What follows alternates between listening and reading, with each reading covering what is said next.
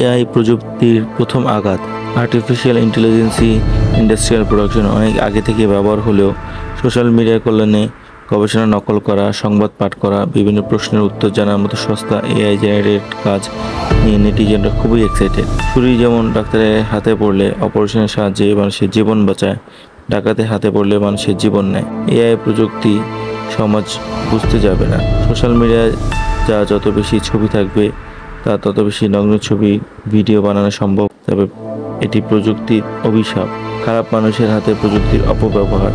তবে কিছুদিনের মধ্যে ইস্যুটিকে স্বাভাবিক হয়ে যাবে। যখন সবাই এমন ঘটনার সম্মুখীন হবে, তখন এইসব এআই জেনারেটেড নগ্ন ছবি ভিডিওকে কেউ পাত্তা দিবে না। তবে ফেসবুকে ছবি শেয়ার না করলেও অনেক মেয়ের ছবি নিকটজনে সংগ্রহই থাকবে। তারা চাইলে হিংসা থেকে এমন কাজ করতে পারে। অতএব ভীত হওয়া যাবে না, ইহা প্রযুক্তির অভিশাপ। কিছুদিন পর স্বাভাবিক হয়ে যাবে। উল্টো কিছুদিন পরেই দেখবেন যারা অশ্লীল কাজ করে তারা ধরা পড়লে দোষ দিবে এআইকে, বলবে এসব এআই প্রযুক্তির কাজ। তাই রমণীরা এআই প্রযুক্তি সহজলভ্য হওয়া পর্যন্ত ফেসবুক, ইনস্টাতে ছবি শেয়ার হতে বিরত থাকাই উত্তম। পূর্বের ছবি থাকলে সেগুলো রিমুভ করে অথবা অনলি মি প্রাইভেসি দিয়ে রাখাই বুদ্ধিমানের কাজ হবে।